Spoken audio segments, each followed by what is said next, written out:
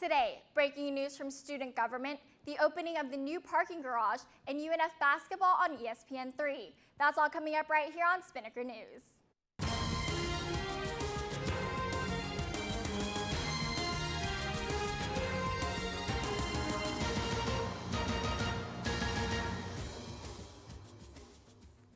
Hello Ospreys, I'm Tedlyn Locke and you're watching Spinnaker News on Spinnaker Television. We have breaking news out of student government this morning. The Spinnaker received an email earlier today containing a statement from Vice President Tony Stevens announcing his resignation. Stevens says, quote, "I have thought long and hard about this decision. However, I can no longer dedicate the time to student government that this position requires from me." Stevens continued on to thank Student Body President Joe Turner and the rest of student government and highlighted some achievements of the administration. Stevens indicated he is leaving with Turner's blessing. The resignation is effective Friday at noon, and the Spinnaker will be following up with student government for more on this story, so be sure to check out the latest at unfspinnaker.com. Some of you may have noticed the new parking garage that opened January 5th by the Osprey Villages. The first 3 floors are reserved for Housing A, and the 4th floor is for Blue permits. George Andrewen, Director of Business and Parking Services, said the garage located off Lot 12 was designed with separate entrances so Blue permit holders don't park in Housing A spaces and vice versa. He said Blue permit holders can only access this section of the new garage by crossing the bridge from the 4th floor of the Fine Arts Center parking garage. Those with Housing A permits can only access the first 3 floors by entering via the ramp that goes off of Lot 12 in front of the Osprey Villages. In addition to the new garage, 80 Blue spaces in the arena parking garage were converted to faculty staff parking. However, Andrewen said that Blue permit holders shouldn't be affected by these 80 spaces because of the 152 new Blue spaces on the 4th floor of the new garage. UNF is working with ESPN to air home basketball games. Games will be streamed live on ESPN3.com or the Watch ESPN app starting 1 week from today. According to UNF communications professors Dr. David Deely, the coverage will start out with only men's and women's Atlantic Sun Conference basketball. Coverage will expand to other varsity sports as the program progresses. The production team will be made up of entirely student volunteers, and Dr. Deely will be helping out and overseeing the operation. ESPN will be providing their own announcers, but Deely said there will be opportunities for students to fill those spots once coverage expands to other sports. A total of 14 UNF home games will be streamed live this season, starting with the first one on January 14th, when the men's team will face the Florida Gulf Coast University at 7. Additionally, nearly every Osprey road game will be viewable on ESPN3.com. Now here's Catherine March with your Spinnaker weather update.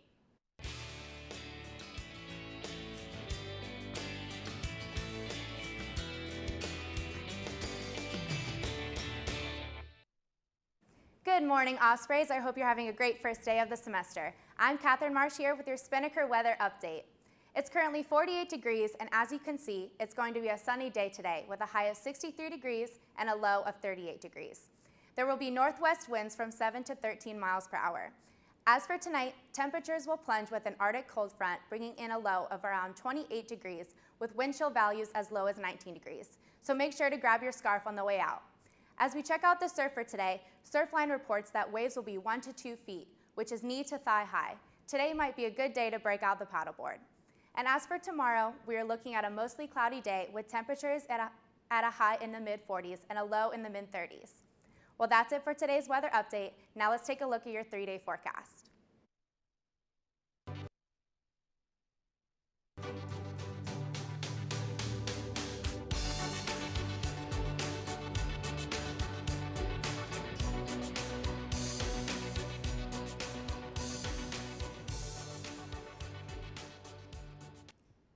Thanks, Catherine. Now here's Alex Gatlin for your sports report.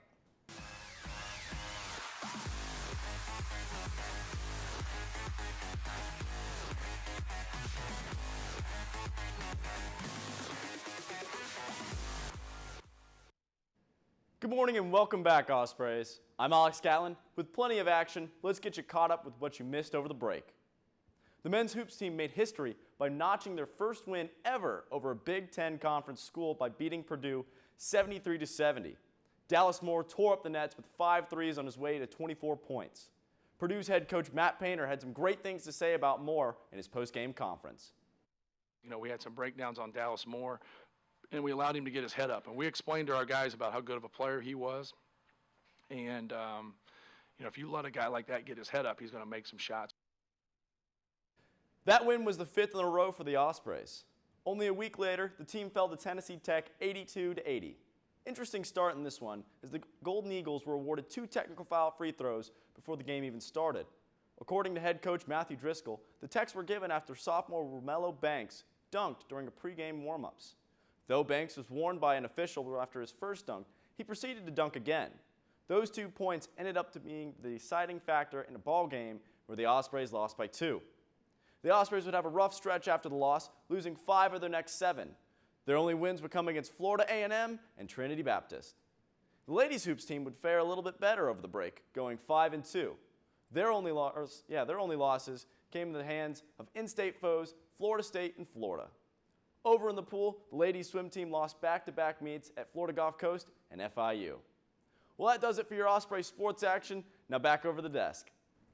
Thanks, Alex. Well, that's all the time we have for you today on Spinnaker News. But for more on the stories reported today and other stories, you can check out unfspinnaker.com. You can also like the Spinnaker on Facebook at facebook.com/UNFSpinnaker, and you can follow us on Twitter and Instagram at UNFSpinnaker. For Catherine Marsh and Alex Gatlin, I'm Tedlyn Locke. Have a great day, UNF.